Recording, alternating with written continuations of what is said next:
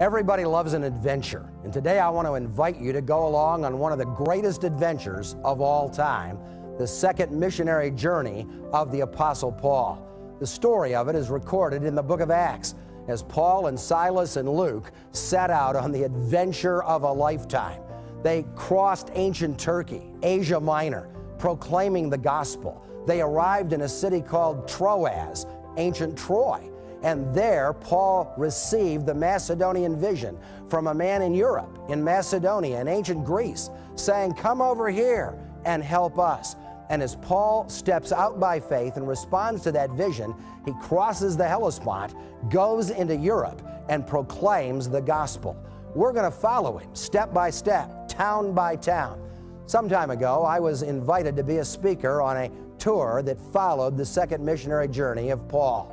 Along with Tim LaHaye and Gary Frazier, Tom Ice, and a number of others, we went along the same route that Paul went on.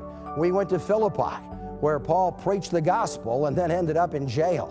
From there, we went to Thessalonica, the town to which he wrote the letters to the Thessalonians, the promise of the rapture of the church, and then to Berea, where the people were more honorable and studied the scriptures, and then on to Athens, where he stood on Mars Hill and preached to the philosophers about the one true God, the God of heaven, the God who doesn't dwell in temples made by human hands.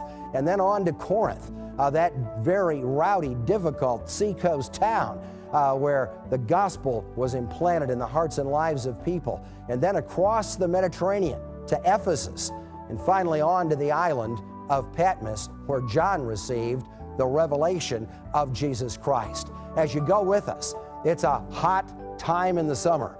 We're dressed casually because the heat's nearly 100 degrees every single day. You'll see some of us like you've never seen us before as we travel from town to town and retrace the second missionary journey of the Apostle Paul.